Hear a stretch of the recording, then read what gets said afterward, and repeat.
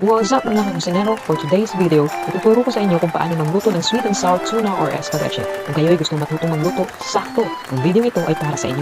Simulan na natin bago pa tayo maabutan ng takip silyo.